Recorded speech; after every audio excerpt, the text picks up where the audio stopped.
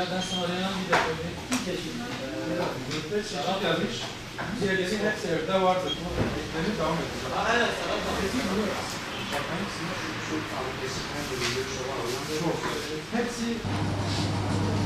Burada hani çok beklenmeyen bir şey aslında değil yani.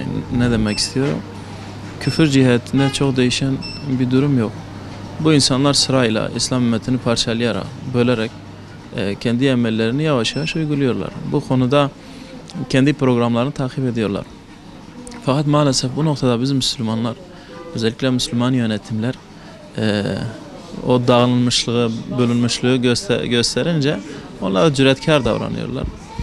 Tabi ABD'nin kendi politikası da son zamanlarda bilindiği şekilde çok agresifçedir. Yani Amerika şunu da ilan etmiş oldu aslında. Yani aslında ben Hristiyan devletten emperyalist bir devlete geçtiğimi kabul ediyorum. Çünkü madem Hristiyansın, Yahudilere Kudüs'ü peşkeş çekmek, orayı başkent tanımak birbirine tezat iki meseledir. Dolayısıyla emperyalist olduğunu kabul etmiştir. Madde üzerine kurulu bir sistem.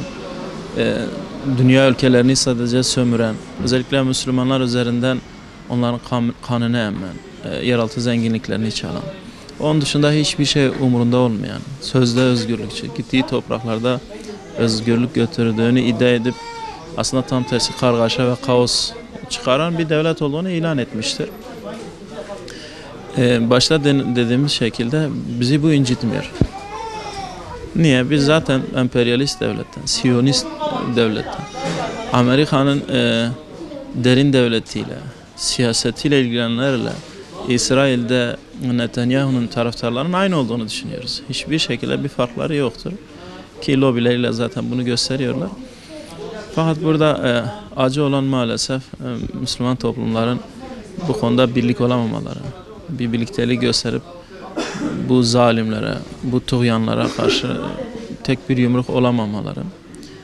Dünkü İslam İşbirliği Teşkilatı'nın almış olduğu karar, tabi alınan karar uluslararası hukuk normlarına göre alınmış bir karardı.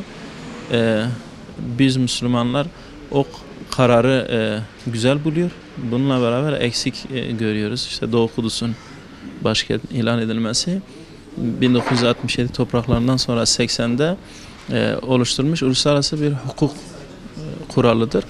Ondan dolayı devletler hukukunda öyle bir kelime kullanılmıştır. Biz Kudüs'ün Filistin topraklarının işgal altında olduğunu, işgal eden bir devletin de başkent ilan etme gibi bir şeyin olmadığını, aslında terörist bir devlet olduğunu düşünüyoruz. Daha doğrusu öyle bir devleti de kabul etmiyoruz.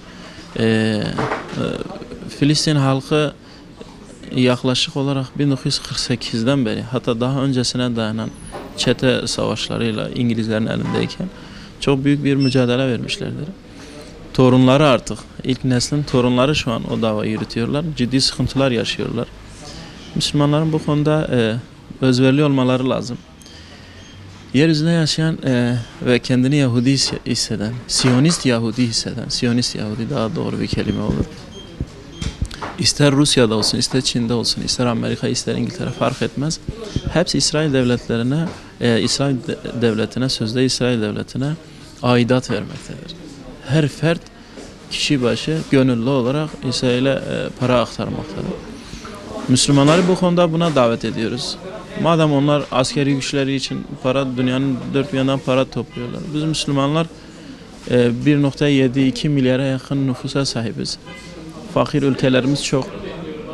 500 milyon Müslüman sadece Filistin davası için, Kudüs davası için adeta bağlarsa kendilerini, çok cüz'i bir para da olsa biz Hamas'ın o onurlu direnişine çok büyük katkısı olacağını düşünüyoruz. Çünkü bugün savaşlar parayla oluyor, medyayla oluyor, silahla, ciddi silahla oluyor, uçakla oluyor, tankla oluyor. Fakat o kardeşlerimizin elinde böyle bir şey yok. Bu konuda bizim Müslümanların birlikte olup onlara yardım etmesi lazım. Bir şekilde yardımcı olmamız gerekiyor. Bununla beraber Kudüs'ü bundan sonra biraz daha farklı bir platformda dile getirmemiz gerekiyor. Daha ciddi. öyle pısırık bir politikayla değil, tam tersi sahiplenerek nasıl evimiz işgal edilecek, biz ona karşı bir tepki vereceksek, Kudüs bugün işgal edilmiştir. Hem de açık açık göstere göstere zulmen, zımmen işgal edilmiştir. O evimizi biz canlarımızı gerekirse siper etmek, gerekirse malımızı bu orada harcayarak savunmak zorundayız. Bu bizim hem kutsiyetimizdir, kutsalımızdır hem de namusumuzdur. Kudüs'e bir İsrail askerinin kirli botlarıyla girmesi bizim evimizin, hanemizin en gizli yerine botlarıyla girmesinden farksızdır. Hatta Kudüs daha önemlidir. Çünkü Kudüs düşerse, Kudüs Müslüman İslam ümmetinin kalbinde yer alan bir yer. Eğer o düşerse bizim evlerimizin de bir kıymeti kalmayacaktır. Yarın evlerimize de girecekler. Dolayısıyla buradan şunu kısaca söylemek istiyorum. İsrail ve Amerikan ve İsrailliğini yapmıştır. Yapar da yarın başka şeyler de alacaklardır. Yarın Şam'ı da almak isteyecekler. Bağdat'ı, İstanbul'u, Kahire'yi, Tahran'ı, yani her yeri almak isteyecekler. Bu onların politikası. Zaten küfür bu konuda tek millet olarak hareket ediyor. Biz Müslümanların bu konuda uyanık davranarak emperyalist güçlere kendi topraklarımızı çiğnetmeme, kendi kutsallarımızı savunma noktasında bir olmamız gerekiyor diye düşünüyorum.